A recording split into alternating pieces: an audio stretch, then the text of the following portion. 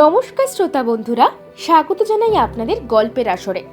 বাংলা সাহিত্যের গল্পের হীরকখনি থেকে তুলে আনা কিছু মণিমাণিক্যের সম্ভার নিয়ে তৈরি আমাদের গল্পের আসর। আমাদের আজকের গল্পটি লেখক রূপম রায়ের কলমে একটি রোমহর্ষক থ্রিলার সাসপেন্স গল্প, যার নাম রক্তাক্ত কলম রহস্য। আপনারা পুরো গল্পটা শুনে কমেন্ট করে বলে যান গল্পটা কেমন লাগলো। তাহলে বেশি কথা না বলে শুরু করা যাক আমাদের আজকের নিবেদন। আজকাল আমাদের প্রিয় বৌঠানের পীড়াপিড়িতে রোজ সকালে আমায় এবং ব্যোমকেশকে প্রাতঃভ্রমণে বের হতে হচ্ছে।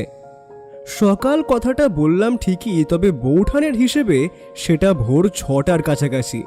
সত্যি এই ঠান্ডার পরিবেশে কোথায় একটু পড়ে পড়ে ঘুমোবো তা না, শীতকালের আমেজটাই আসে ওই সকালবেলা অলসভাবে দেরি করে ঘুম থেকে উঠলে। তবে আমার তাতে বিশেষ কোনো আপত্তি নেই, কারণ হাঁটাহাঁটিও হয়ে যাচ্ছে, অপরদিকে মনটাও সারাটা দিন বেশ ফুরফুরে থাকছে। সুতরাং বলাই যায় যে সকালবেলা প্রাতঃভ্রমণে বেরিয়ে এই একটা লাভ হচ্ছে বটে। কুয়াশা ঘেরা শহরের রাস্তায় হাঁটার একটা আলাদাই আমেজ রয়েছে। যে লোক বের হয়নি তারা সেটা বুঝতে পারবে না। আমি ব্যোমকেশকে এই ব্যাপারে জিজ্ঞেস করায় সে চোটে বলে ওঠে, তোমার বউঠানের না যত সব বাড়াবাড়ি। আরে বাঙালি মানেই শীতের সকালে দেরি করে ঘুম থেকে উঠবে, ঘুম ভাঙলে সকালের খাবারে গরম গরম ধোঁয়া ওঠা ফুলকো ফুলকো লুচি আর ছোলার ডাল খাবে। কোথায় তা না, তার বদলে হাঁটতে যাও। সত্যি করে বলছি ভাইয়া, হাতে নতুন কেস নেই তাই এসব মেনে নিচ্ছি, না হলে কবেই। তবে যাই হোক, আমাদের এই সকালে প্রাতঃভ্রমণ করার জন্য একটা জিনিস ভালো হয়েছে। আমরা আসার সময় সকাল সকাল রোজ টাটকা নতুন ওঠা শীতের সবজি এবং টাটকা মাছ পেয়ে যাচ্ছি। আর দিনের মতোই আমরা প্রাতঃভ্রমণ সেরে সেই দিন বৈঠকখানায় বসে একটু গল্প করছিলাম। কই হে, বলি আমার চাটা যে এখনো এলো না। সকালে উঠে খবরের কাগজ পড়তে পড়তে চা খাওয়াটা ব্যোমকেশের চিরকালের অভ্যেস। প্রাতরাশ যদি নাও জোটে তবুও চাটা কিন্তু অত্যাবশ্যক। কখনো যদি চা বা কাগজের মধ্যে কোনো একটা পেতে দেরি হয় তাহলে আর রক্ষে নেই। এই যে এরই মধ্যে সে 2 বার হাঁক লাগিয়েছে। বৌঠানের সামনে দাঁড়িয়ে থাকায় আমিই করলাম প্রশ্নটা, চা হতে কত দেরি বৌঠান? এই যে এটা নিয়ে গিয়ে তোমার বন্ধুটিকে উদ্ধার করো। আমিও যথারীতি 2টো প্লেটে 2 কাপ চা নিয়ে এসে ব্যোমকেশের সামনের টেবিলে রাখলাম। সেও মাথা নেড়ে ধন্যবাদ জানিয়ে একটা কাপ হাতে তুলে এক মনে খবরের কাগজের পাতাগুলো উল্টাতে লাগলো। চাটা খেয়ে দিয়ে আমি এবার বসেছিলাম নিজের ঘরেই, লেখালেখি ও পড়ার কাজে মন দিয়েছি। হঠাৎ আমি আমার ঘর থেকে শুনতে পেলাম ব্যোমকেশ গলা তুলে বলছে, পুটিরাম, আরে ও পুটিরাম, বলি আমার টেবিলের ওপর থেকে আমার লাল রঙের বাক্সটা কোথায় গেল, তুমি দেখেছো নাকি? ব্যোমকেশ যে রীতিমতো বিরক্ত হয়েছে সেটা বেশ বুঝতে পারছিলাম ওর গলা শুনেই। আমি আমার ঘরে পড়াশোনাটা চালিয়ে যাচ্ছিলাম নিজের মতো। প্রথমে বিশেষ একটা আমল দিইনি, কিন্তু তারপর চিৎকার চেঁচামেচি শুনে বাইরে বেরিয়ে এসে ওর দরজার কাছে দাঁড়িয়ে বললাম, আরে কি হলো ভাইয়া, এত চেঁচামেচি কিসের হে? বলি সাত সকালে হলোটা কি? আর বলো না, মহা ঝামেলায় পড়া গেল দেখছি। উপরে কাল রাতে বাক্সটা রাখলাম, এখন সেটা খুঁজে পাচ্ছি না। কি মুশকিল ব্যাপার, কোথায় যেতে পারে ওটা? সে কি, তোমার ঘরের টেবিলের উপর থেকে বাক্সখানা যাবে কোথায়? নির্ঘাত তুমি কিংবা বৌঠান ভুল করে অন্য কোথাও রেখে দিয়েছো। দেখো ভালো করে, ঠিক পেয়ে যাবে, আর একটু ভালো করে খোঁজো না। আমারও সেটাই মনে হয়। নিশ্চয়ই তোমার বউঠানের কাজ। উনি বাক্সটা কোথাও সরিয়ে রেখেছেন আর কি। আমায় না বলে কেন যে আমার জিনিসগুলো সরায় জানি না। আমাদের কথাবার্তা শুনে রান্নাঘরের দিক থেকে বৌঠান কাপড়ে হাত মুছতে মুছতে এগিয়ে এসে বলল, কি ব্যাপার, এত চেঁচামেচি কিসের? কি নিয়ে বাড়ি মাথায় করলে শুনি? কি হয়েছে বলো তো? ব্যোমকেশ ঠিক আগের মতোই বলল, বলি আমার ঘরের টেবিলের ওপর যে লাল রঙের বাক্সটা ছিল সেটা কোথায় গেল?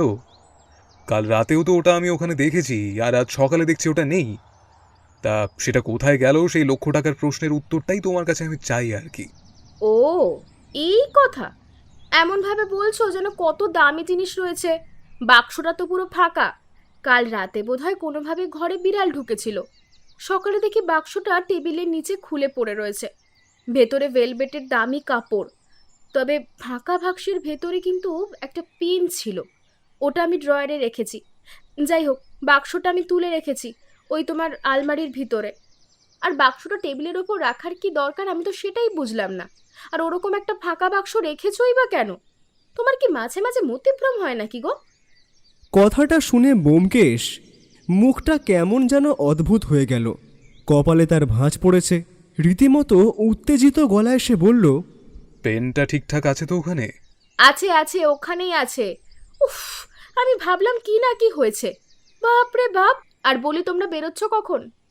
বৌঠান আর অপেক্ষা করল না, কারণ ব্যোমকেশ আর অপেক্ষা করেনি। প্রশ্নের উত্তর না দিয়েই তাড়াতাড়ি সে চলে গিয়েছে ঘরের ভিতরে আলমারির কাছে।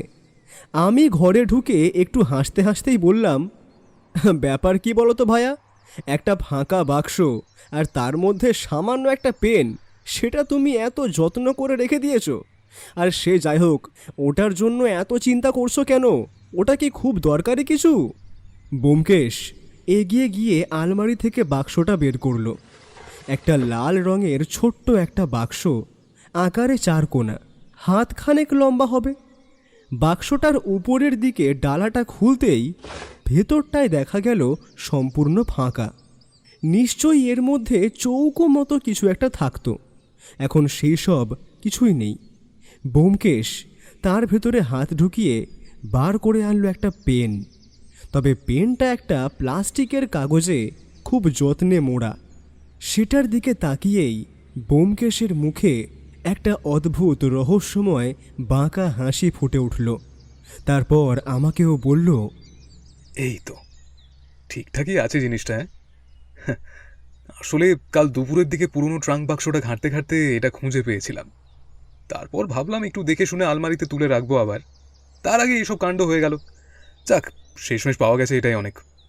আমি পেনটার দিকে ভালো করে তাকালাম।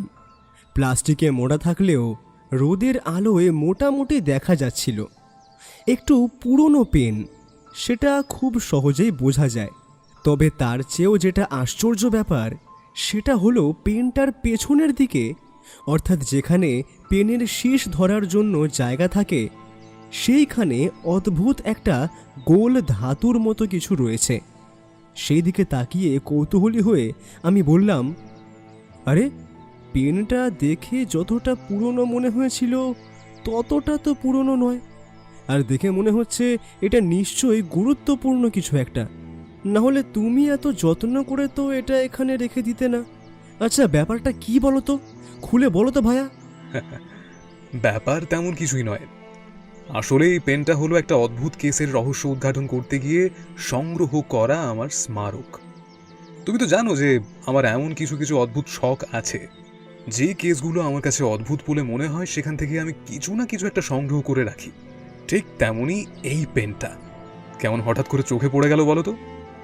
পেনটা ব্যোমকেশ আবার বাক্সের ভেতরে যত্ন করে ভরে আলমারিতে তুলে রাখল। আমি বুঝতে পারছিলাম এই পেনটার সাথে নিশ্চয়ই কোনো একটা স্মরণীয় কেস জড়িয়ে রয়েছে।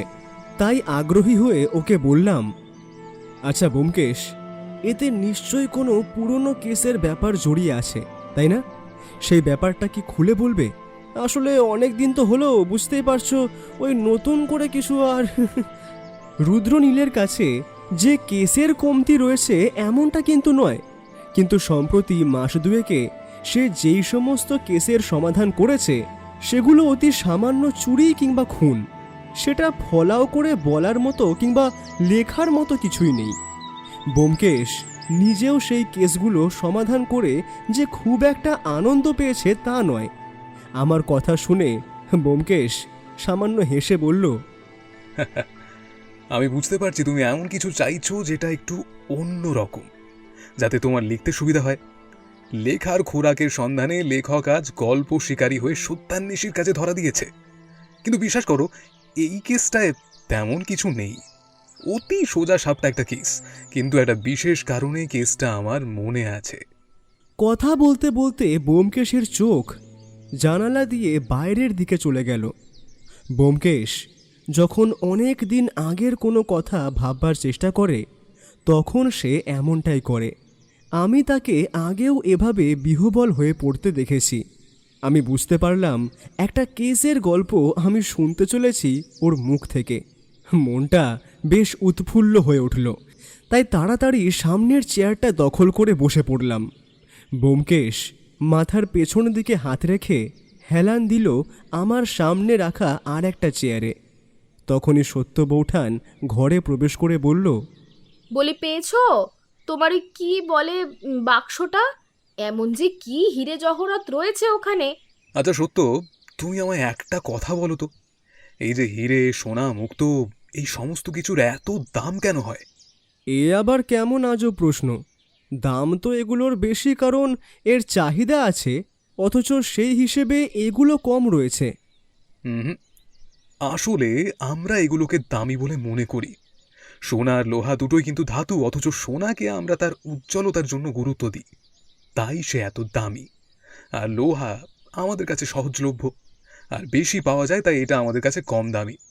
আসলে আমরা দাম দিচ্ছি বলেই কিন্তু দামি, না হলে সোনা একটা ধাতু আর হিরে সামান্য একটা পাথরখণ্ড, এদের নিজস্ব কোনো দামই নেই। ব্যোমকেশের কথা শুনে মাঝে মাঝে আমি অবাক হয়ে যাই। ও কি সুন্দর সমস্ত বিষয়ে এমনভাবে ভাবতে পারে যেমনভাবে আমরা কখনোই ভাবতে পারি না। এমন দার্শনিক ভাবভঙ্গি সচরাচর দেখায় না সে। যাই হোক, ব্যোমকেশ কথা বদলে নিয়ে বলল, সে যাই হোক, সেসব কথা অপ্রয়োজনীয়, কারণ এই সব কথা মানুষ কখনো ভাববে না। মানুষ ভাবলে কিন্তু দুনিয়ার অর্থনৈতিক ব্যবস্থা একটা বিশাল পরিবর্তন চলে আসবে। যদিও সে ভাবনা আসতে হলে অন্য দৃষ্টিকোণ দরকার।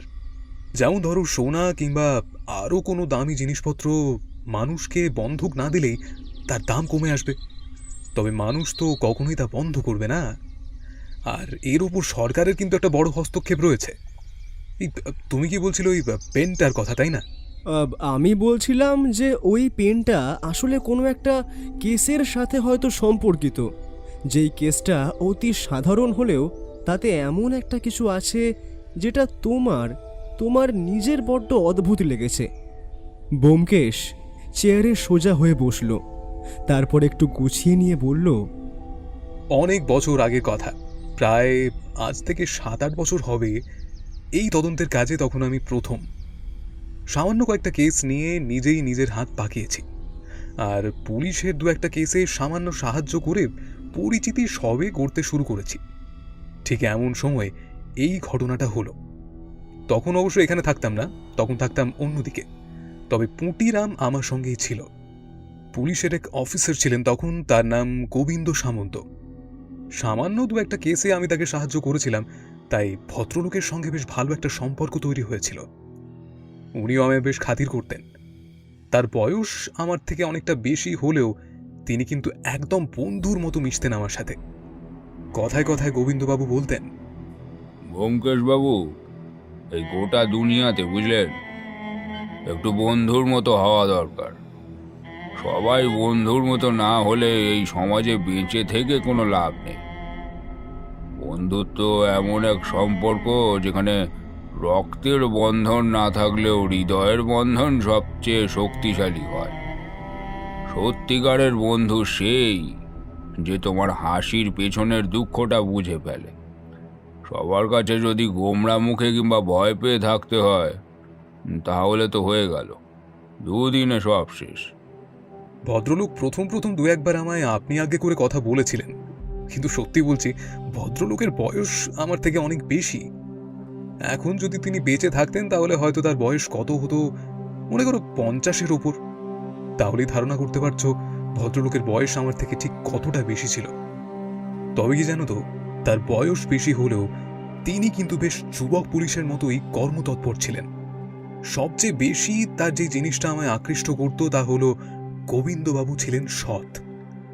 পুলিশের চাকরিতে সততা সবচেয়ে গুরুত্বপূর্ণ গুণ, কারণ পুলিশই সমাজে ন্যায় ও শৃঙ্খলার প্রতীক। যদি সে নিজে সৎ না থাকে তবে আইন রক্ষা অসম্ভব হয়ে পড়ে। সততা একজন পুলিশকে শুধু ভালো কর্মকর্তা নয়, মানুষের আস্থার প্রতীক হিসেবেও গড়ে তোলে।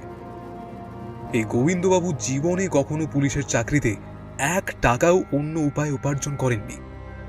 এখন তো এসব আকসার হচ্ছে। একদিন সকালে গোবিন্দবাবু টেলিফোন করে বললেন, ব্যোমকেশ, যদি তুমি কোনো কাজে ব্যস্ত না থাকো তাহলে একবার চলে এসো তো। এই মিত্তির লেনের বাজারের কাজটা রয়েছে। মাছ বাজার পেরিয়ে যেখানে সবজি বাজার শুরু হয়েছে তার কাছেই একটা খুন হয়েছে। আমি ওখানেই রয়েছি। গোবিন্দবাবুর কথা শুনে টেলিফোনটা রেখে সবে জামা বদলে নিচ্ছি, পুটিরাম চা এনেছে, চায়ে চুমুকও দিচ্ছে। ঠিক তখনই বাইরের সিঁড়িতে কার যেন পায়ের শব্দ শুনতে পেলাম। পুটিরাম এগিয়ে গেল দরজা খুলতে। মাধবরাম তাড়াতাড়ি নিচের দিকে চলে যেতেই একটু পরে দরজার সামনে পুটিরামকে প্রায় ঠেলে সরিয়ে ঢুকলেন এক ভদ্রলোক। অতি সাধারণ চেহারা, মাথার চুল ছোট ছোট করে ছাটা, চোখে একটা চশমা। ভদ্রলোকের গোটা মুখে ঘাম ছাড়া যেটা ফুটে উঠছে সেটা হলো ভয়। প্রচণ্ড ভয়ে তার ক্ষণে ক্ষণে কাঁপ ধরছে। তাছাড়া ভদ্রলোক রীতিমতো হাঁপাচ্ছেন।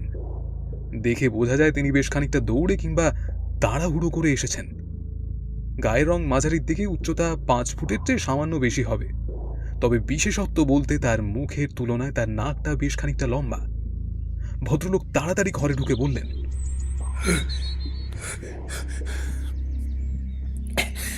ব্যোমকেশবাবু, ব্যোমকেশবাবু, আপনার কাছে এসে আপনি আপনি আপনি নিশ্চয়ই মিত্তিতের বাজারের কাছে হওয়া খুনটার খবর এখনো পাননি, না?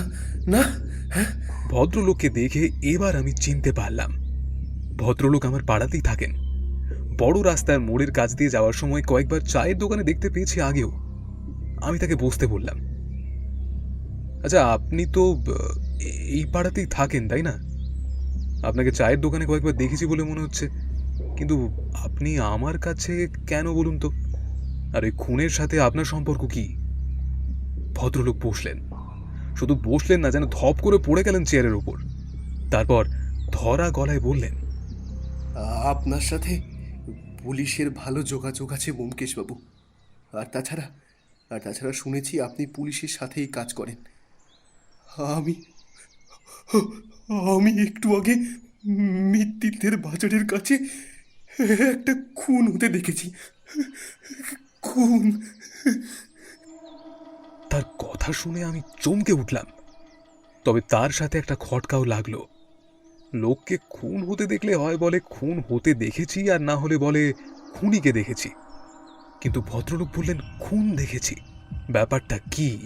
কৌতূহল হলো আমার। ভদ্রলোক তখন রীতিমতো ভয় পাচ্ছেন।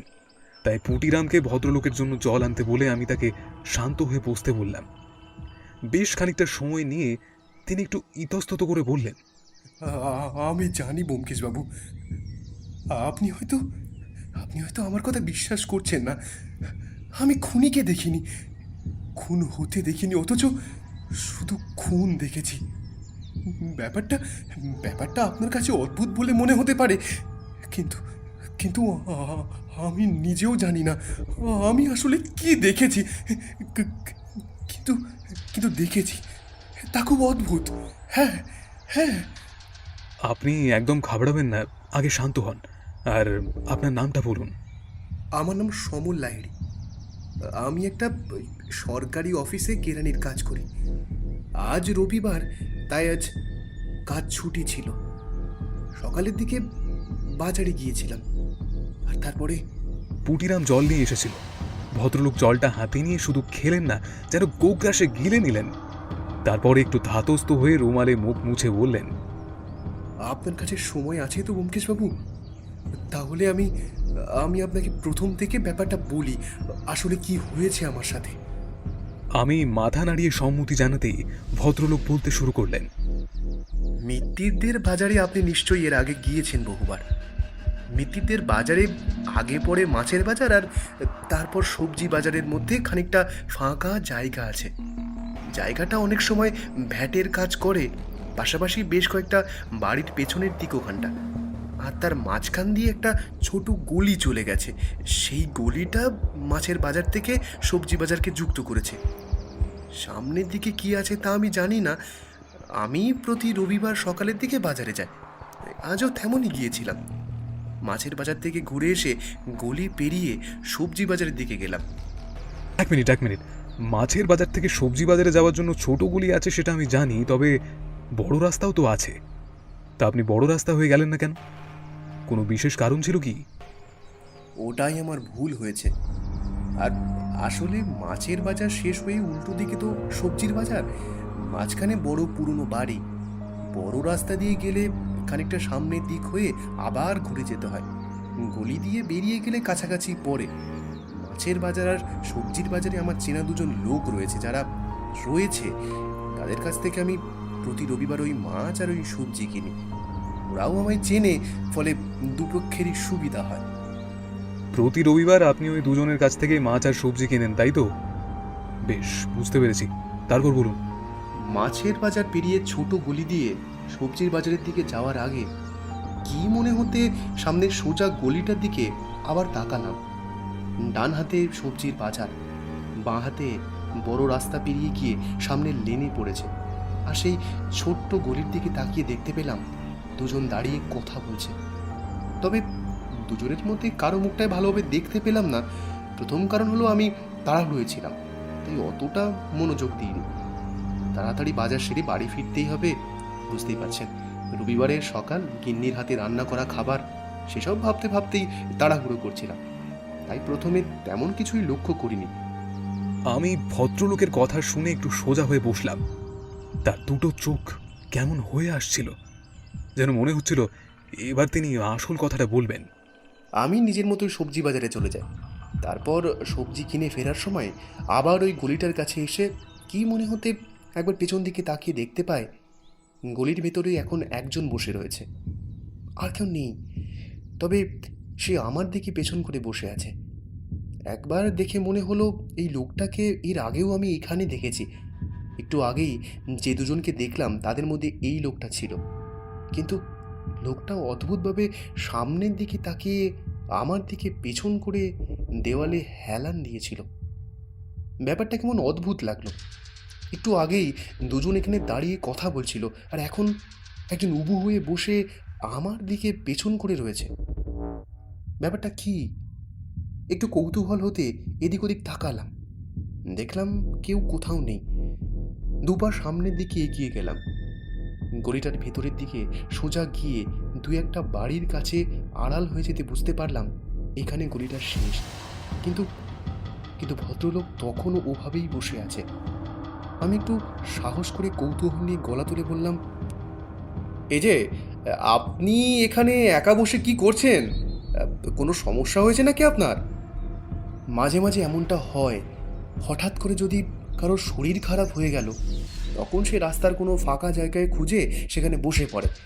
দূর থেকে ভদ্রলোকের ধুতি আর সাদা রঙের পাঞ্জাবি দেখে বেশ বয়স্ক বলেই মনে হয়েছিল আমার। আমি আরেকটু এগিয়ে গেলাম, কিন্তু লোকটা কোনো উত্তর তো দিলই না, আমার দিকে ঘুরেও তাকালো না।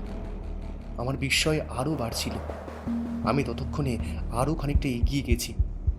ভেতরটা অন্ধকার হওয়ার কারণে কাছাকাছি এসে পড়ে দেখতে পাচ্ছি না ভালো করে।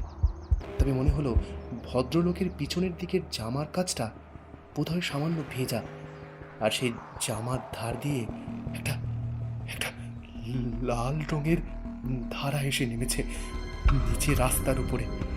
সঙ্গে সঙ্গে চমকে উঠলাম। এতক্ষণে বুঝতে পারলাম তার ওভাবে হেলান দিয়ে বসে থাকার কারণ। কোথাও বোধহয় গুরুতর আঘাত লেগেছে। আমি ভাবলাম মাথা টাথা ফেটে গেছে নাকি। এসব ভেবে সামনের দিকে আর একটু এগিয়ে যেতে যেতে দেখলাম তার গলার কাছটা ভেজা। ঠিক ঠিক তখনই মনে হলো বড় ভুল করে ফেলেছি ও সময়ই এখানে এসে। খুব ভয় পেয়ে তাড়াতাড়ি পিছিয়ে গেলাম। গলিটা থেকে বাইরে বেরিয়ে পাশের গলিতে ঢুকতে যাব, ঠিক ঠিক সেই সময় উল্টো দিকে বড় রাস্তা থেকে দু তিনজনকে একসাথে আসতে দেখলাম এদিকেই। আমি তাড়াতাড়ি পা বাড়ালাম। বাজারের ব্যাগটা উল্টো ধরলেও তাড়াহুড়োতে তাড়াতাড়ি সব কিছু গুছিয়ে নিয়ে যত দ্রুত সম্ভব এসে পড়লাম ছোট গলিটার শেষে। গলিটা বেরোবার সময় একবার তাকিয়ে দেখলাম দু তিনটে লোক ততক্ষণে গলিটার অপর প্রান্তে এসে পড়েছে। আমার ভয় আরো বেড়ে গেল। তারপর আর কিছু জানি না ব্যোমকেশ বাবু। এতক্ষণে তার কথা শুনে আমি একটা নিঃশ্বাস ফেলে বললাম, অর্থাৎ আপনি ভয় পাচ্ছেন আপনি গোটা কেসটায় ফেঁসে যেতে পারেন, তাই তো? কারণ আপনার সন্দেহ যে গলির শেষে যে লোকগুলো এসে দাঁড়িয়েছিল তারা কেউ আপনাকে দেখে থাকতে পারে, তাই তো? আর এই গোটা কেসে যদি একবার আপনি ফেঁসে যান তাহলে আপনাকে দোষী প্রমাণ করতে ওই 3 জন সাক্ষী দেবে, আর সেখান থেকে আপনি সহজে বের হতে পারবেন না। তার কারণ আপনি ওই সময় ওখানে গিয়েছিলেন, অথচ আপনি যে খুন করেননি সেটা কেউ বিশ্বাস করবে না, এটাই ব্যাপার, তাই তো? হ্যাঁ, এটাই ব্যাপার। একদম ঠিক ধরেছেন আপনি, একদম ঠিক। এবার এবার আপনি আমার সাহায্য করুন ব্যোমকেশ বাবু, দয়া করুন। আপনি আপনি দেখুন, আমি আমি সত্যি বলছি, আমি এ ব্যাপারে কিছুই জানি না। আমি আমি তো নির্দোষ। আমার একটা ব্যাপার মাথায় আসছিল এই সময়, তবে আমি চুপ করে বসে রইলাম, কিছুই বললাম না। আসলে এই সময় কিছুই বলা যায় না, ব্যোমকেশকে থামানোটা ঠিক হবে না। একটু থেমে ব্যোমকেশ এবার বলল, কিন্তু আপনি যে মিথ্যে কথা বলছেন না তারও তো কোনো প্রমাণ নেই সমরবাবু। আপনার মুখের কথায় তো আর সবটা বিশ্বাস করা যায় না। আর তাছাড়া এই কেসটা এখন পুলিশের হাতে চলে গিয়েছে। আমি জানি গোবিন্দবাবু আমায় যে কেসের ব্যাপারে ডেকেছেন এটা হলো সেই কেস। প্রথমে গিয়ে ব্যাপারটা দেখি, তারপর না হয় বাকি সব বিষয় নিয়ে মাথা ঘামানো যাবে। আমি এবার একটু ভেবে বললাম, দেখুন আপনি যে গোটা কেসটায় ফেঁসে গেছেন সেটা তো বোঝাই যাচ্ছে, তবে আপনিও জানেন এই সময় যদি একটু এদিক ওদিক হয় তাহলে সমস্যাটা আপনারই বেশি হবে। তাই আমি বলবো আপনি শহর ছেড়ে কোথাও যাবেন না এখন, পুলিশের সন্দেহ বাড়তে পারে। আপনি এখানেই থাকবেন, প্রয়োজন হলে আমি আপনাকে ডেকে নেব। আর হ্যাঁ, আপনি যদি কোনো অন্যায় না করে থাকেন তাহলে আপনার ভয় পাওয়ার কোনো কারণ নেই, একেবারে নিশ্চিন্তে থাকুন। আমার কথায় মনে হয় কাজ হলো। ভদ্রলোক যেন কিছুটা ধাতস্থ হলেন, তারপর দরজা পর্যন্ত এগিয়ে গিয়ে একবার পেছনের দিকে তাকিয়ে তিনি বললেন, আমি জানি ব্যোমকেশ বাবু, আপনি আপনি পারিশ্রমিক ছাড়া কাজ করেন না, তবে সেসব নিয়ে কোনো চিন্তা নেই। আমি আপনার যোগ্য সম্মান আপনাকে দেব। কেসটাই আমায় বাঁচিয়ে দিতে পারলে আপনার আপনার পারিশ্রমিকের কমতি হবে না। ওনার এই কথার আমি কোনো উত্তর দিলাম না। সামান্য হেসে ভদ্রলোককে আশ্বস্ত করতেই তিনি বেরিয়ে গেলেন।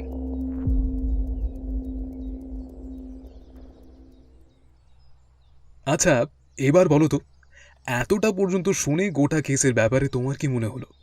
সমরবাবু সত্যি কথা বলছেন নাকি মিথ্যে কথা বলছেন? দেখি তোমার ধারণা কি হলো এই কেসটা নিয়ে। একটানা এতক্ষণ ব্যোমকেশের কথা শুনে চলেছিলাম, হঠাৎ প্রশ্ন এমন করতেই আমি কিছুটা থতমত খেয়ে বললাম, আরে এটুকু শুনে আমি কি করে বলবো যে আসল ব্যাপারটা কি?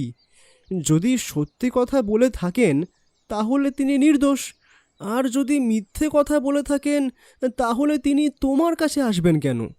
আমি কিন্তু সেই মুহূর্তে একটা জটিল সন্দেহ করেছিলাম, আর আমার সেই সন্দেহটা সত্যি হয়েছিল বেশ কিছুদিন পর। যাই হোক, এবার এগোই। এতক্ষণ আমি একাই বসে ব্যোমকেশের কথা শুনছিলাম, এবার কিন্তু বৌঠান এসে পড়ল। আমাদের ওভাবে বসে থাকতে দেখে আর ব্যোমকেশকে কথা বলতে দেখে সে বুঝতেই পেরেছিল যে তার আগের কোনো কেসের কথা বলছি। তাই সেও তাড়াতাড়ি গিয়ে পুঁটিরামকে বোধহয় কিছু একটা নির্দেশ দিয়ে তারপর এসে বসলো আমাদের পাশে। বুঝলাম সেও ব্যোমকেশের কথা শুনতে আগ্রহী। আচ্ছা, পেনটা কি কেসের খুব গুরুত্বপূর্ণ সাক্ষী, কিংবা সেরকমই কিছু, তাই না? ওই জন্যই পেনটা নিয়ে তুমি অত চিন্তিত ছিলে, তাই তো? ঠিক বলেছ বৌঠান, আমারও এমনটাই মনে হচ্ছিল। না হলে এমন একটা পেনের জন্য তোমার কর্তা অতটা উত্তেজিত হবে কেন? আর সেই ব্যাপারেই তো গল্প চলছে। ব্যোমকেশ আমাকে ওই কেসটাই ভেঙে বলছে এখন। তা যাই হোক, তারপরে কি হলো?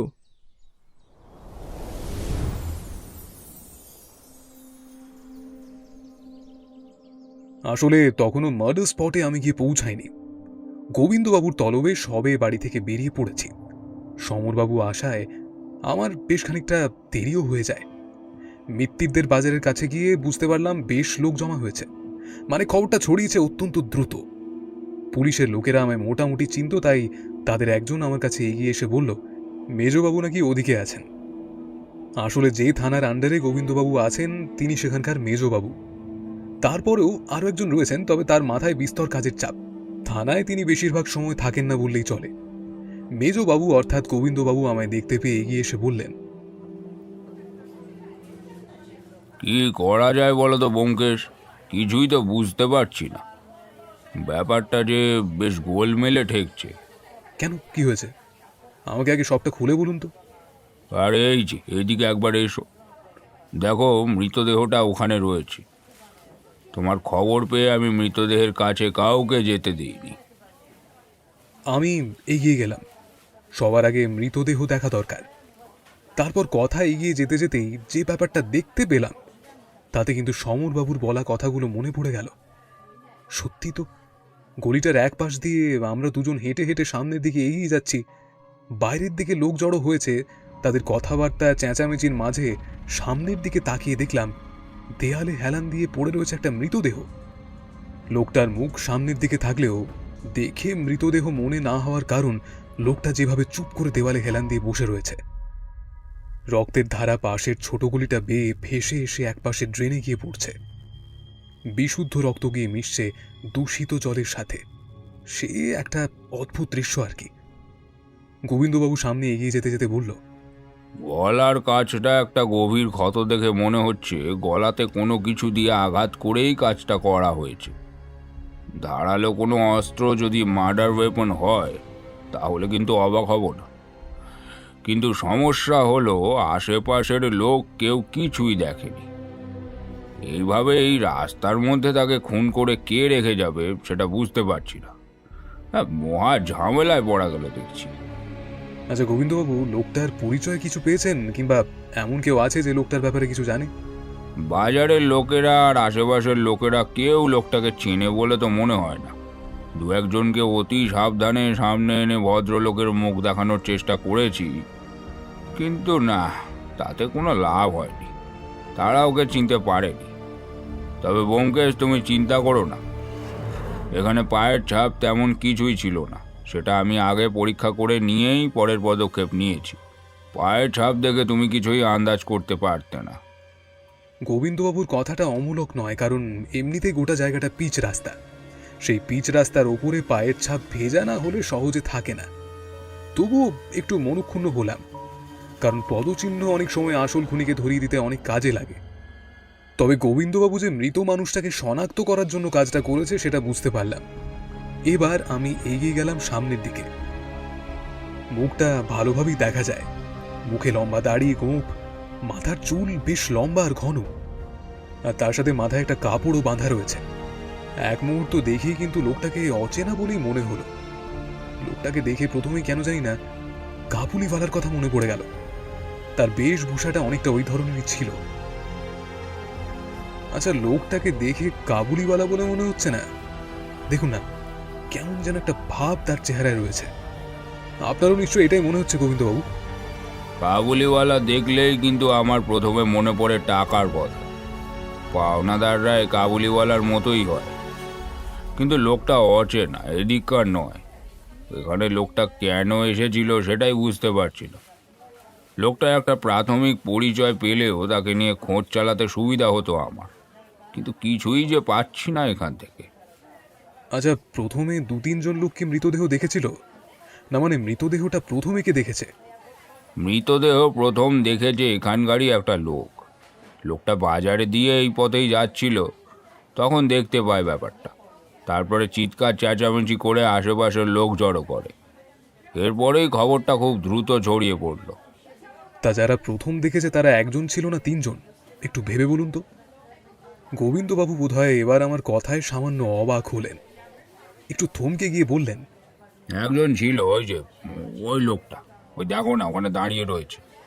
লোকটা বুঝতে পারলো তাকেই ডাকা হচ্ছে। গোবিন্দবাবুর ইশারায় সামনের দিকে এগিয়ে এলো। আমি তার দিকে তাকিয়ে কড়া গলায় বললাম, তা তুমি এই মৃতদেহ দেখেছো তাই না? তাহলে প্রথমে কি দেখেছিলে বলো তো? একদম ভেবে বলবে, ঠিক কি দেখেছিলে? আমি এখান দিয়ে যাচ্ছিলাম বাবু। আসলে মাঝের বাজারে আমি বসি। ওখান থেকে এই পথে আমার একজন চেনা লোকের কাছে সবজির বাজারে যাওয়ার সময় ব্যাপারটা দেখলাম। আসলে আমার তো এইদিকেই ঘোরাঘুরি থাকে, তাই ব্যাপারটা দেখে আমি একটু অবাকই হয়ে গিয়েছিলাম। এই পথে সহজে কেউ একটা যায় না, তাহলে লোকটা এখানে বসে আছে কেন?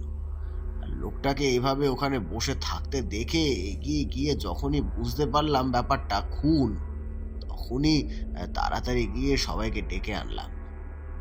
আমার মনে হয়েছিল তখনও যদি চেষ্টা করি হয়তো ওনাকে বাঁচাতে পারবো।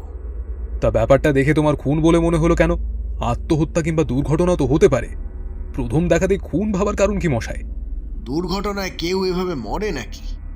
আর যদি সেটাই হয়ে থাকে স্যার, তাহলে তো আশেপাশে কোনো অস্ত্র পাওয়া গেল না কেন? আমার মনে একটাই সন্দেহ জাগছিল। এবার কিন্তু তার কথায় আমি অবাক হয়ে গেলাম। কথাগুলো সে খুব ভুল বলেনি। গোবিন্দবাবুর দিকে তাকাতেই গোবিন্দবাবু আমাকে বললেন, সত্যি ব্যোমকেশ, আশেপাশে কিন্তু কোনো অস্ত্র পাওয়া যায়নি। ও ঠিক কথাই বলছে। ব্যাপারটা কেমন যেন অদ্ভুত। আত্মহত্যা তো হতে পারে না এটা, আর দুর্ঘটনা তো এভাবে হয় না। যদি ওর মাথায় কোনো বাড়ির দেয়াল ভেঙে পড়তো তাহলে না হয় মানা যেত, কিন্তু ঠিক ঘাড়ের কাছে কিছু একটা ছুরি জাতীয় এসে পড়বে আর সেটা কর্পূরের মতো উধাও হয়ে যাবে, সেটা তো হয় না। এটা নিশ্চিন্তে খুন। কেউ একজন খুন করে পালিয়ে গেছে। আমাদেরকে তাকে খুঁজে বের করতে হবে। আমার কিন্তু সমরবাবুর বলা কথাগুলো মনে পড়ল। তার মানে ভদ্রলোক মিথ্যে বলেননি, ব্যাপারটা ঠিকই দেখেছেন। কিন্তু খুনটা করলো কে? তাহলে কি সমরবাবু যখন আগে এখানে এসেছিলেন তখন? আশেপাশের আরো কয়েকজনের সাথে কথা বলা হলো। অবশ্য কেউই নিজে থেকে কথা বলার জন্য এগিয়ে আসতে চাইছিল না। খামোখা পুলিশি জেরায় কেই বা জড়াতে চায়? তবে প্রথম যে লোকটি মৃতদেহ দেখেছিলেন তারপরেই সবাই দেখেছে। তবে সমরবাবুর দেখা সে 3টে লোককে তার মধ্যে পাওয়া গেল না। হয় আমরা চিনতে পারিনি, আর না হয় লোকগুলো এদিকে না দেখেই সামনের দিকে চলে গিয়েছে। সমরবাবু তো গলির শেষ প্রান্তে গিয়ে ওদেরকে অপর প্রান্তে দেখতে পেয়েছিলেন। তখন অনেক কিছুই ঘুরতে লাগলো মাথার মধ্যে। গোবিন্দবাবুকে বললাম মৃতদেহ পোস্টমর্টমের জন্য পাঠিয়ে দিতে। রিপোর্ট এলে আমায় জানাতে বললাম। যদিও নিশ্চিত যে খুন হয়েছে, ওই ঘাড়ের কাছে আঘাতের জন্যই খুনটা হয়েছে, তবুও একবার সেটাকে বৈজ্ঞানিকভাবে নিশ্চিত করা দরকার। গোবিন্দবাবু বললেন, এমনিতে কি আর কেস কম আছে যে হঠাৎ করে এমন একটা কেস এসে পড়ল? রবিবারের সকালে পুরো মেজাজটাই বিগড়ে গেল। এখন লোকটাকে খুঁজে বার করো, তারপরে লোকটাকে খুন করলো কে সেটা খুঁজে বার করো। আর কিছু না করতে পারলেই তো সব দোষ এসে পড়বে পুলিশের ওপর। কি করি বলো তো, সব দিকেই হয়েছে জ্বালা। দেখুন, লোকটার ব্যাপারে একটু খোঁজ খবর নিতে হবে। লোকটার নাম কিংবা ঠিকানা যা কিছু একটা খুঁজে বার করতে হবে, বুঝলেন? আর তারপর আমি দেখছি। ততক্ষণে আমিও আমার মতো কাজটা শুরু করি। কিছু নতুন তথ্য পেলে আপনিও আমায় জানাবেন, আর আমি যদি কিছু পাই সেটাও জানাবো। এরপরে ওখানে দাঁড়িয়ে থাকার কোনো মানে হয় না। অগত্যা আমি বাড়ি ফিরে এলাম। আর বাড়ি ফিরে আসতে আবার মনে পড়ল সমরবাবুর কথা। তিনি দুজনকে দেখেছিলেন, তাহলে দ্বিতীয় জন নিশ্চয়ই ও সময় আক্রমণ করতে আসেনি। তার মানে কি যিনি মারা গিয়েছেন তার কোনো বন্ধু কিংবা কাছের কেউ এই কাজটা করেছে? সবকিছু মিলেমিশে মাথায় একটা জট পাকাতে লাগলো। দেখতে দেখতে 3টে দিন কেটে গেল। গোবিন্দবাবু লোকটার ব্যাপারে কোনো খবর দিতে পারলেন না। আমিও সেরকম কিছুই করতে পারলাম না। কেসটা পুরোই ঘেঁটে আছে। তবে এর মধ্যে একদিন সমরবাবুর সঙ্গে দেখা হলো। বেশ দূর থেকেই তাকে দুবার ডাকলাম, সমরবাবু, ও সমরবাবু, শুনছেন? তিনি কিন্তু শুনতে পেলেন না। তারপর খানিকটা এগিয়ে যেতেই হঠাৎ পায়ের শব্দ শুনেই বোধহয় তিনি পিছনের দিকে তাকিয়ে দেখলেন। আমাকে দেখে সামান্য চমকে গিয়ে তারপর হেসে উঠলেন আর বললেন, আরে, এই দেখুন, আপনার সঙ্গে দেখা হয়ে গেল যে। আচ্ছা, ওই ব্যাপারটার কিছু হলো নাকি? মানে জানতে পারলেন খুনি কে? মানে ওই যে লোকটার মৃত্যুর ব্যাপারে। না সমরবাবু, কোনো খবর তো পাওয়া যায়নি। ভদ্রলোকের ব্যাপারে এখনো জানতেই পারলাম না কিছু। কেস এগোতে গেলে তো সামান্য তথ্য দরকার, সেটাই আমাদের কাছে নেই। আচ্ছা, আপনি যে সেদিন লোকটাকে ওই ভদ্রলোকের সঙ্গে দেখেছিলেন, তার মুখ দেখতে পাননি, তাই না? না ব্যোমকেশবাবু, দেখতে পাইনি। আর কি করা যায় বলুন তো? যদি দেখতে পেতাম তাহলে হয়তো খুনিকেও দেখতে পেতাম। এমন একটা ব্যাপার ঘটে গেল ব্যোমকেশবাবু, অথচ সামান্যর জন্য আমি... ভদ্রলোকের মুখ দেখে বেশ হতাশ বলেই মনে হলো।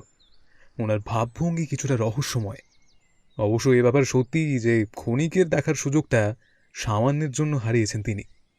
আর বেশি কথা হলো না, তিনি বাড়ির দিকে চলে গেলেন। কিন্তু সে চলে যাওয়ার আগে তার ঠিকানাটা আগে জেনে নিলাম, কারণ এই জিনিস পরে কাজে লাগলেও লাগতে পারে। পরদিন সকালে গোবিন্দবাবু টেলিফোন করে জানালেন যে লোকটি মারা গিয়েছে, তার ব্যাপারে খোঁজ পাওয়া গিয়েছে। মিত্তিরদের বাজার এলাকায় কেউ তাকে না চিনলেও মদন ঘোষের বাড়ির কাছে যে হাই স্কুল রয়েছে তার পেছনে একটা মেস বাড়ি আছে। সেই মেস বাড়িতে বেশ অনেকেই ভাড়া নিয়ে থাকে, আর এই লোকটি নাকি সেখানেই থাকত। লোকটির একটাই ব্যবসা, যেটা আমি প্রথমে সন্দেহ করেছিলাম। বিপদগ্রস্ত মানুষের চড়া সুদে টাকা ধার দিয়ে থাকেন, তারপর সেই টাকা তাদের কাছ থেকে আবার আদায় করেন। ওই যে কাউলিওয়ালা বলেছিলাম, কথাটা ঠিকই বলেছিলাম, তিনি ওই রকমই। তবে তার সুদের পরিমাণ নাকি একটু বেশি চড়া।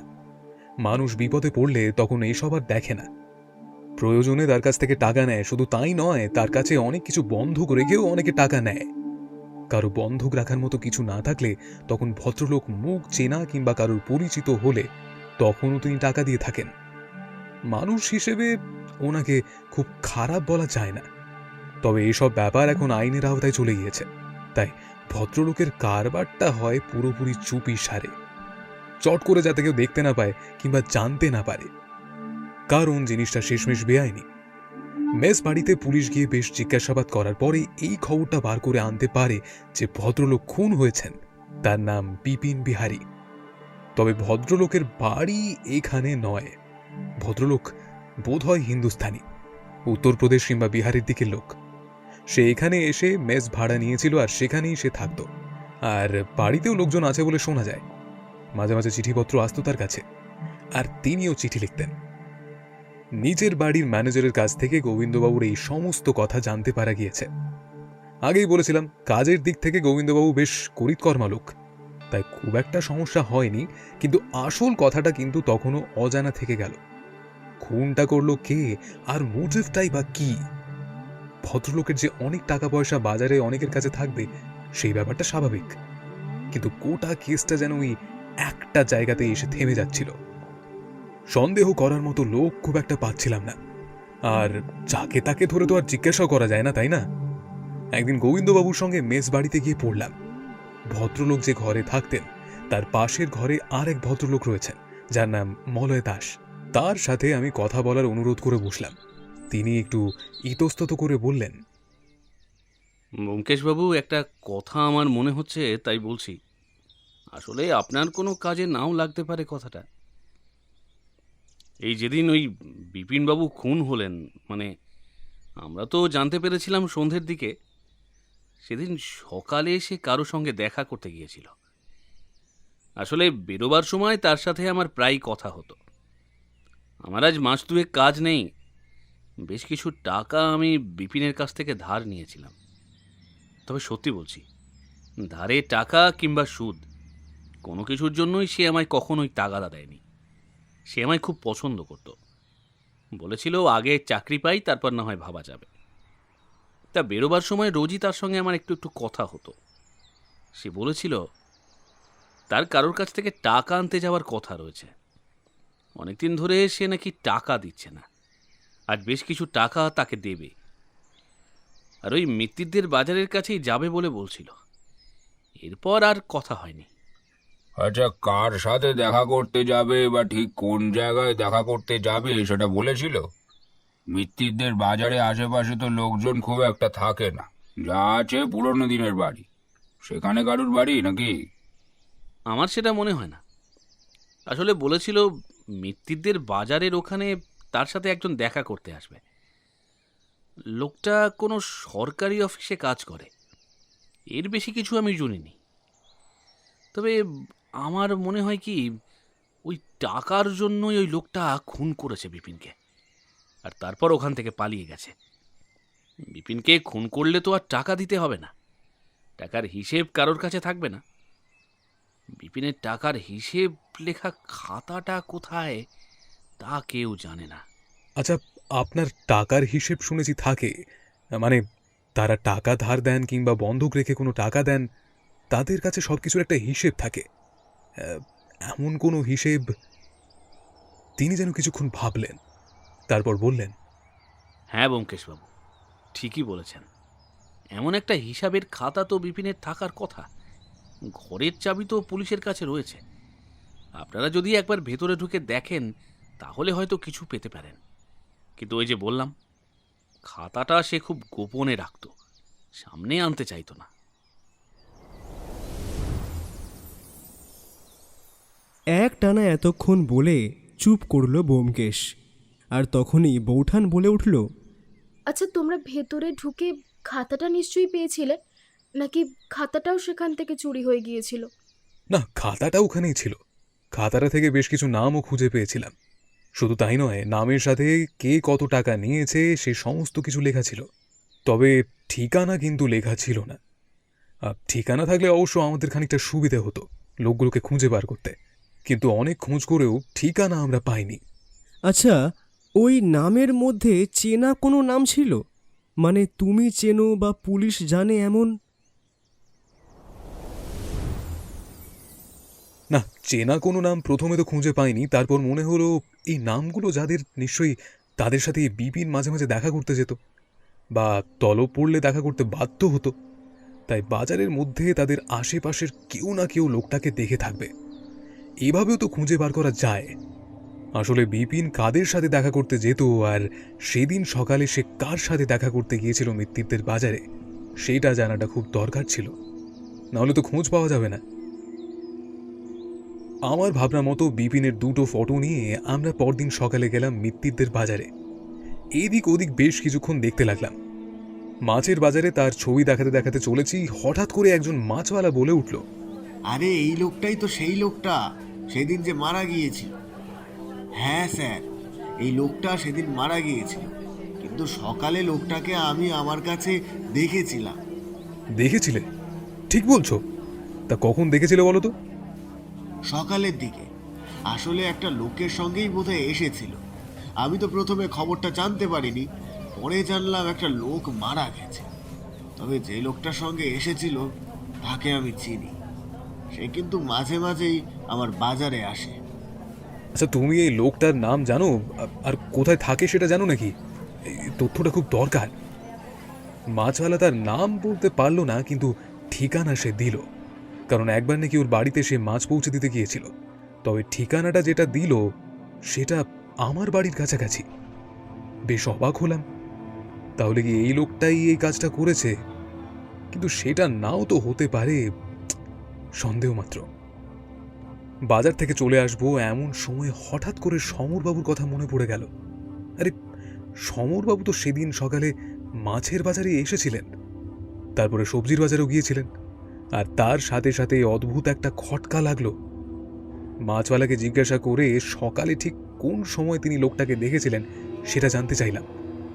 মাছওয়ালা লোকটার যা বর্ণনা দিয়েছিল তাতে তাকে কিন্তু চট করে খুঁজে পাওয়া সম্ভব নয়। অমন বর্ণনা আর 4-5টা মানুষের হতে পারে। আসলে মাছওয়ালাদের কাছে অনেক চেনা জানা লোক থাকে যারা প্রতিদিন তাদের কাছে আসে। তার মধ্যে ঠিক একজনকে বিশেষভাবে বর্ণনা করা খুব একটা সহজ কাজ নয়, সেটা আমি বুঝতে পেরেছিলাম। অপরাধী হাতের কাছে এসেও আবার দূরে চলে যাচ্ছে, কারণ আমাদের এলাকায় এমন অনেকেই থাকতে পারে যারা মাছের বাজারে যায়। তাদের মধ্যে থেকে কাউকে চেনা সহজ হবে না। কিন্তু ব্যোমকেশ, তুমি বলেছিলে এই কেসের সাথে পেনটার কোনো সম্পর্ক রয়েছে। কই, পেনের কোনো প্রসঙ্গই তো এলো না। আর তাছাড়া গোটা ব্যাপারটা তো এখনো কিছু বুঝতেই পারলাম না আমরা। ব্যোমকেশ হাসল, তারপর বলল, কেসটা হয়তো শেষ হতো না যদি হঠাৎ করে একটা কথা আমার মনে না পড়ে যেত। সমরবাবু যেদিন প্রথম আমাদের বাড়িতে এসেছিলেন সেদিন তিনি কি কি বলেছিলেন সেগুলো নিশ্চয়ই তোমাদের মনে আছে। বৌঠান এই জায়গাটা শোনেনি, তাই সে কিছুই বলতে পারল না। আমার যতটা মনে পড়ল আমি ততটাই গুছিয়ে বললাম ওকে। সমরবাবুর কথায় প্রথম দিনই আমার বেশ খানিকটা খটকা লেগেছিল। আর সেদিন সেই মাছওয়ালার কথা শুনে, তার সামান্য বর্ণনা শুনে আমার একটা সন্দেহ হয়েছিল সমরবাবুর দিকে। তাই আমি সমরবাবুর ব্যাপারে খোঁজ করতে তার ঠিকানায় পুলিশ লাগালাম। কিন্তু পুলিশ আমায় জানালো সমর বলে কোনো লোক ওই ঠিকানায় থাকে না। অথচ সমরবাবু নিজে আমায় ওই ঠিকানা দিয়েছেন। তাহলে কি উনি আমায় বিপথে চালিত করতে চাইছেন? যে চায়ের দোকানে তার সাথে দেখা হয়েছিল সেখানেই তার খোঁজ করতে লাগলাম। তার চেহারার বর্ণনা দিতেই চায়ের দোকানদার জানালো তার নাম সমরবাবু মোটেই নয়, তার নাম হলো মিহির রঞ্জন। আর তিনি এদিকে থাকেন না, এদিকে মাঝে মাঝে আসেন। তবে তিনি যে এক সরকারি অফিসে কেরানির কাজ করেন সে কথাটা ঠিক, তবে কোথায় কাজ করেন সে কথা কেউ বলতে পারল না। আমি তখনই বুঝলাম কোনো একটা গন্ডগোল এখানেই আছে। সে কি, তার মানে প্রথম দিন ভদ্রলোক তোমায় মিথ্যে কথা বলেছেন?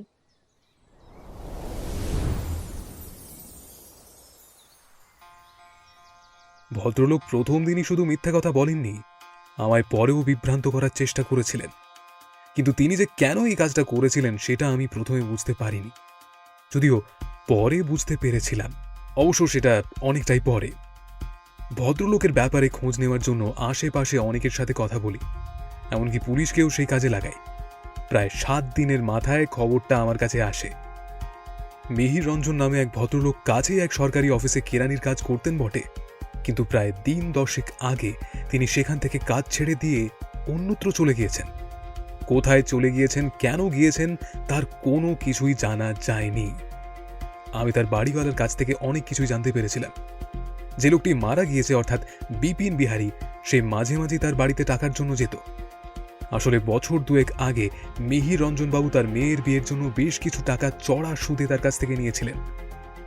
সরকারি অফিসে কাজ করলেও বাড়ি ভাড়া এমনকি অন্যান্য খরচ মেটাতে গিয়ে হাতে তার কিছুই থাকতো না। তাছাড়া তার 3 মেয়ে, তার মধ্যে বড় মেয়ের বিয়েতে তিনি তার সমস্ত সঞ্চয় খরচ করেছিলেন। মেজ মেয়ের বিয়েতে তিনি ধার করেছিলেন। এখনও তার কাছে ছিল ছোট মেয়েটি। সমস্ত খবর জোগাড় করে গোবিন্দবাবুর সাথে দেখা করলাম। থানায় বসে গোবিন্দবাবু ফাইলের দিকে তাকিয়ে বললেন, তাহলে কি হবে ব্যোমকেশ? লোকটাকে কি ধরতে পারবো না? আফসোস হচ্ছে গো। নিশ্চয়ই ধরা যাবে, তবে বেশ খানিকটা সময় লাগবে। আমার মনে হয় মিহির রঞ্জন যখন নিশ্চিত হবে তার এই অপরাধের ব্যাপারটা কেউ ধরতে পারেনি, তখন সে আবার এখানে ফিরে আসবে। আর সেটাই হবে আমাদের মোক্ষম সুযোগ। না হলে তার স্ত্রীর বাপের বাড়ি কিংবা তার আত্মীয়দের ব্যাপারে একটু গোপনে খোঁজ খবর রাখলেই তাকে ধরা যাবে। তবে সবুর করতে হবে মোট কথা। পাখিকে ফাঁদে ফেলতে নির্দিষ্ট পরিকল্পনা দরকার। আমার মনে হয় তার বড় মেয়ে কিংবা মেজ মেয়ের বাড়িতেও খোঁজ খবর রাখা দরকার। উনি এই কিছুদিনের জন্য ওখানেও আশ্রয় নিতে পারেন। তবে কেউ যেন জানতে না পারে পুলিশ মিহির রঞ্জনের ব্যাপারে খোঁজ করছে। খুব গোপনভাবে আপনাকে কাজ করতে হবে গোবিন্দবাবু। ধরা পড়েছিল সেই ভদ্রলোক? ধরা পড়েছিল, তবে বেশ খানিকটা সময় লেগে গিয়েছিল তাকে জালে জড়াতে। মাসখানেক পরে তিনি আবার শহরে ফিরে এসেছিলেন। পুলিশ তার সমস্ত তল্লাশি গোপনে চালাচ্ছিল, তাই শহরে যে তার জন্য একটা পুলিশের দল অপেক্ষা করছে সেটা মিহির রঞ্জনবাবু কিছুতেই বুঝতে পারেননি। এবং আত্ম অহংকার কিনা জানি না, তিনি এরকম কিছু যে হতে পারে সেটাই প্রত্যাশা করেননি। বাড়িতে তিনি যেদিন ফিরলেন সেদিনই তার বাড়ির লোক আমাদের জানিয়ে দিল তিনি ফিরেছেন। সেদিন রাতেই তাকে গ্রেফতার করা হলো। ভদ্রলোক বোধহয় বুঝতেই পারেননি যে তার জন্য আমরা অপেক্ষা করছি ওই দিনেই ওই বাড়িতেই। পরদিন সকালে পুলিশি হেফাজতে আমি ভদ্রলোকের মুখোমুখি হয়েছিলাম। তবে তিনি মাথা তুলে আমার দিকে তাকাননি, মাথা নিচু করেই ছিলেন, লজ্জা ও নিজের প্রতি ঘৃণায়।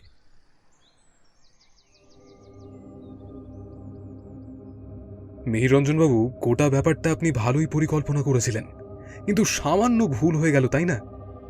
আপনি বুঝতে পেরেছিলেন এই গোটা ব্যাপারে আপনার উপর সন্দেহ যাবেই, তাই আপনি প্রথমেই আমার কাছে এসে নিজেকে নিরপরাধ প্রমাণ করতে তো চাইলেনই, তার সাথে এমন একটা ব্যাপার খাড়া করতে চাইলেন যে আপনি জানেনই না কে খুন হয়েছে।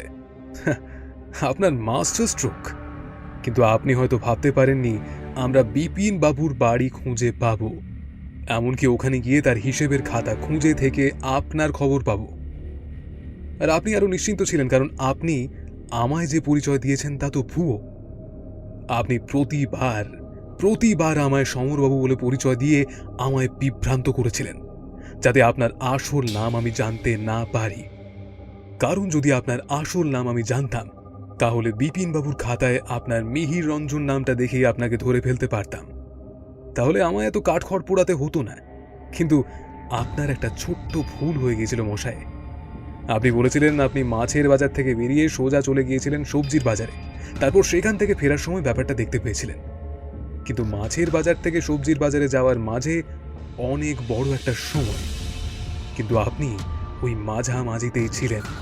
তার কারণ মাছের বাজারে আপনি যার কাছ থেকে মাছ নিতেন তার সাথে আমি কথা বলে আপনার বেশ খানিকটা ধারণা তাকে দেওয়ায় সে আপনাকে চিনতে পারে। তবে সে আপনার নাম জানতো না, সে আপনার ঠিকানা দিয়েছিল। সেটাই আপনার এখানকার আসল ঠিকানা। আপনি প্রতি রবিবার তার কাছে মাছ নিতে যেতেন এবং আপনার চেনা সবজিওয়ালাটি আপনাকে শনাক্ত করতে পারে। কিন্তু ওই দুজনের কাছে যাওয়ার মাঝে সময়টা ছিল অনেকটাই বড়। যাই হোক, এবার আমি আসল কথাটা বলি। মিহির রঞ্জন বাবু একদম চুপ করে রইলেন। গোবিন্দবাবু একবার তার দিকে তাকিয়ে তারপর আমার দিকে তাকিয়ে বলল, কিন্তু খুনের কারণ কি ওই টাকা নাকি আরো কিছু আছে? আমার মনে হয় পুরোপুরি টাকা নয়। আসলে টাকা হয়তো মিহির রঞ্জন বাবু কোনো না কোনো একদিন ফিরিয়ে দিতেনি। তার কারণ মিহির বাবু একজন সরকারি চাকুরে। তাছাড়া তার ব্যাপারে আমি যতটা খোঁজ নিয়েছি তাতে তার সম্পর্কে খুব একটা খারাপ কোনো কথা আমি শুনতে পাইনি। বোধহয় এই বিপিন বিহারী টাকার জন্য বারবার তার পিছু পিছু ঘোরা এবং সবার সামনে তাকে অপমান করার ব্যাপারটা তার খারাপ লেগেছিল। অমনটা ঘটেছিল বারংবার। এমনকি সেদিন কথা বলার জন্য ডাকার পরেও সে মাছের বাজারের কাছে বেশ কয়েকবার বোধহয় টাকার কথা বলে মিহিরবাবুকে একটু বেশি বিব্রত করে ফেলেছিল। সেখান থেকে জন্ম নেয় ক্রোধ, আর ক্রোধ থেকে মৃত্যু। মনে আছে গোবিন্দবাবু, আপনাকে বলেছিলাম কাবুলিওয়ালার কথা? কাবুলিওয়ালারা আসলে নিজের টাকা ঠিক বার করে নিতে জানে। তারা টাকা দিত, তার সাথে সারাদিন ছায়ার মতো লেগে থেকে তাকে বিরক্ত করে করে নিজের টাকা বার করত। আমার মনে হয় মিহিরবাবুর কাছে হয়তো সত্যি দেওয়ার মতো টাকা ছিল না। এতক্ষণ চুপ করে থাকলেও মিহিরবাবু এবার মুখ তুললেন, তারপর চিৎকার করে বললেন, না, ছিল না, ছিল না ব্যোমকেশবাবু। বিশ্বাস করুন, বিশ্বাস করুন, আমার কাছে যদি টাকা থাকতো তাহলে আমি নিশ্চয়ই দিয়ে দিতাম, নিশ্চয়। কেন শুধু শুধু এভাবে প্রতিদিনও আমার বাড়িতে গিয়ে আমার স্ত্রীকে, এমনকি এমনকি আমার মেয়েকে পর্যন্ত অপমান করতো, এমনকি আমার আমার ছোট মেয়ের সাথে সে নোংরামি করার চেষ্টা করেছিল। বাড়িওয়ালা বাড়ি ভাড়া দেবে না বলে দিয়েছিল। আমার কাছে আর করার মতো কিছু ছিল না। আমি তাকে বুঝিয়ে বলতে চেয়েছিলাম সমস্তটা, কিন্তু কিন্তু সে আমার কোনো কথাই শোনেনি। তাই তাই তাই সেদিন তাকে টাকা দেব বলেই ওখানে ডেকেছিলাম। আর তারপর মৃতদেহ দেখে কিন্তু আমার একটা সন্দেহ হয়েছিল। আসলে মৃত্যুটা ওখানে হলেও মৃতদেহ ওভাবে বসিয়ে দিয়ে এসেছিলেন মিহির রঞ্জন বাবু নিজেই। তিনি নিজেও খেয়াল করেননি তিনি খুন করেছিলেন যেটা দিয়ে, সেটা তিনি তাড়াহুড়োতে আবার তার পকেটে করে নিয়ে চলে এসেছিলেন। কি তাই তো মিহিরবাবু? কথাটা শুনে মিহিরবাবু নিজের পকেটের দিকে তাকালো। তার পকেটে ঠিক আগের দিনের মতো সে একটা টিপটপ পেন। আমি এগিয়ে গিয়ে পেনটা হাতে তুলে নিলাম। তারপর পেনটার মুখটা খুলতেই বেরিয়ে এলো একটা নিব। তবে সেটা নিব নয়, আসলে টিপ পেনের যে জায়গাটা দিয়ে নিবটা বাইরে ভেতরে করা যায় তার নিচের দিকে রয়েছে একটা ধারালো অংশ, যেটা ঘুরিয়ে নিচের দিক করা হয়েছে এখন। তবে সেটাকে উল্টো দিকে ঘোরালেই সেটা একটা অস্ত্রের মতো বাইরে বেরিয়ে আসবে। আর সেটা দেখেই বললাম, মিহিরবাবু, এটাই তো ছিল তাই না? এটাই তো মরণ অস্ত্র। আমি খেয়াল করে দেখেছিলাম এই পেনটা আপনার কাছে সব সময় থাকে। সেদিন যখন আপনি আমার বাড়িতে গিয়েছিলেন তখনও ছিল।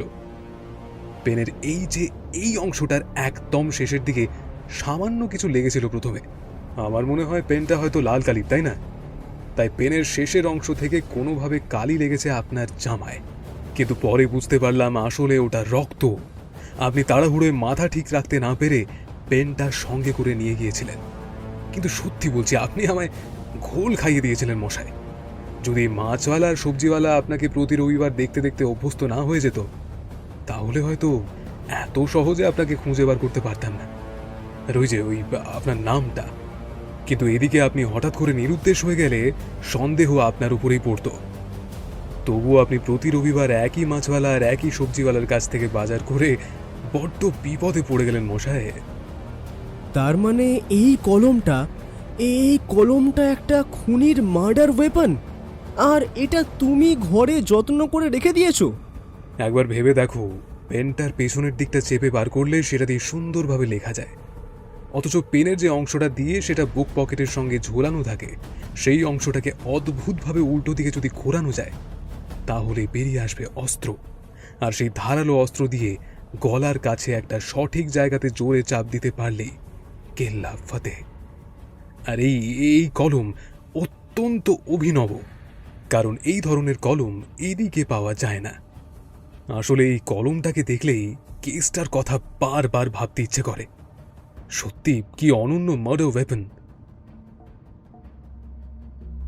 আমি বন্ধ আলমারিটার দিকে আরও একবার তাকালাম। ব্যোমকেশ তখনও হাসছে। তার হাসির শব্দ ছাপিয়ে আমি যেন দেখতে পেলাম সেই লাল রঙের বাক্সটা, আর তার ভেতরে প্লাস্টিক দিয়ে মুড়িয়ে রাখা পেনটা। খনি পেন। তবে পেনটাকে যেন পেন মনে হলো না, মনে হলো একটা ধারালো অস্ত্রের মতোই পেনটা ঝকঝক করে উঠল এই ঘরের অল্প আলোতেও। সত্যি এমন কাজ ব্যোমকেশের পক্ষেই সম্ভব। বৌঠান থমথমে মুখ নিয়ে রান্নাঘরের দিকে চলে গিয়েছিল। ব্যোমকেশ বলল, তোমাকে প্রথমে জিজ্ঞাসা করেছিলাম না ওই সমরবাবু অর্থাৎ মিহির রঞ্জন বাবুর কথা শুনে তোমার কি মনে হয়েছিল? আমার কিন্তু সেদিনই মনে হয়েছিল ভদ্রলোক কিছু একটা ভুল বলছেন, আর না হলে মিথ্যে বলছেন বা গোপন করছেন, অর্থাৎ ব্যক্তি রহস্যময়। কারণ গোটা ব্যাপারটা এত সুন্দরভাবে গুছিয়ে তিনি বলেছিলেন, এমনটা সহজে বলা কারোর পক্ষে সম্ভব নয়। তিনি ঠান্ডা মাথার খুনি। তবে ওই যে বলে, খুনি খুনের কোনো চিহ্ন রেখেই যাবে, কারণ নির্ভুল হত্যা হয় না। আর এই কলমটায় ছিল সেই চিহ্ন। এই চিহ্ন স্বয়ং খুনি আমার বাড়ি বয়ে এনেছিল। যখন সে একটা মৃতদেহ দেখে ভয় পেয়েছে, তার পক্ষে সম্ভব নয় এত কিছু সুন্দরভাবে ব্যাখ্যা করা, অথচ তিনি সেটা করেছিলেন। আসলে কি জানো তো, মানুষকে ঠেকায় পড়লে কত রকম পরিস্থিতিতে মানিয়ে নিতে হয়। তবে কি জানো, এই কেসে আমি প্রথমে ব্যাপারটা ভালোভাবে বুঝতে পারিনি। এখন হলে হয়তো তাকে খুব সহজেই গ্রেফতার করে পুলিশের হাতে তুলে দিতাম। ব্যোমকেশ কথা শেষ করে উঠে দাঁড়ালো। সে স্নানে যাবে। আমিও আমার চেয়ার ছাড়লাম পাশের ঘরে যাওয়ার জন্য। ব্যাপারটা লিখে রাখতেই হবে। আমি মনে মনে ভাবি, অপরাধ আসলে মানুষের মনের এক অন্ধকার থেকে জন্ম নেয়, কিন্তু তার ছায়া ছড়িয়ে পড়ে সমাজের আলোয়। সব অপরাধী খারাপ নয়, অনেকে শুধু হারিয়ে যায় ভালো আর মন্দের মাঝের সূক্ষ্ম সীমারেখায়। কোনো কোনো অপরাধ বিচার নয়, বোঝাপড়ার দাবি রাখে। কারণ যে সমাজে সহানুভূতির অভাব, সেখানেই অপরাধ জন্ম নেয় ন্যায়ের ছদ্মবেশে। প্রতিটি অপরাধ এক একটি বিকৃত স্বপ্ন, যার ভেতরেও লুকিয়ে থাকে ন্যায়ের কোনো বিকল প্রতিচ্ছবি। কেউ অপরাধ করে ক্ষুধায়, কেউ অহংকারে, কেউ নিঃসঙ্গতায়। অপরাধী সবসময় খারাপ হতে চায় না, কখনো সে অপরাধ করে নিজেকে প্রমাণ করতে, কখনো বা নিজের যন্ত্রণাকে ভুলে থাকতে। তার চোখে থাকে শিশুর ভয়, কিন্তু সমাজ দেখে কেবল তার ক্রোধ। অপরাধ আসলে এক ধরনের নিঃশব্দ আত্মদহন, যেখানে যুক্তি ও অনুভূতি একে অপরের সঙ্গে লড়াই করে। ন্যায় ও অপরাধ দুটি মানুষের সৃষ্টি, কিন্তু বিবেক জানে এদের সীমারেখা কত সহজে ঝাপসা হয়ে যায়। প্রতিটি অপরাধ তাই এক একটি ব্যর্থ সংলাপ, মানুষের সঙ্গে সমাজের, কিংবা নিজের সঙ্গে নিজের। অনেক সময় অপরাধী সমাজের আয়না হয়ে ওঠে, যেখানে প্রতিফলিত হয় আমাদের অস্বীকার করা সত্যগুলো। ন্যায় যখন নিস্তব্ধ হয়ে যায়, তখন অপরাধ কথা বলে, আর তখনই বোঝা যায় অপরাধ মানে কেবল আইন ভাঙা নয়, বরং এক গভীর মানসিক আরতি। এক বিকৃত আত্মার প্রতিবাদ।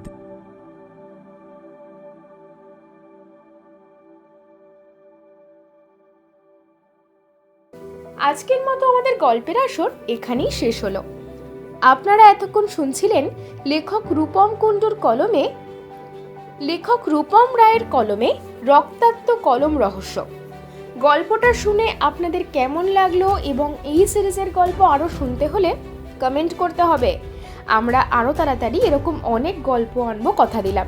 গল্পটা আশা করি খুব ভালো লেগেছে, আর খুব বেশি ভালো লাগলে সাবস্ক্রাইব করতে ভুলবেন না। না, জোরাজুরি নেই, ভালো লাগলে তবেই। তাহলে সবাই ভালোবাসা নেবেন আর অনেক ভালো থাকবেন।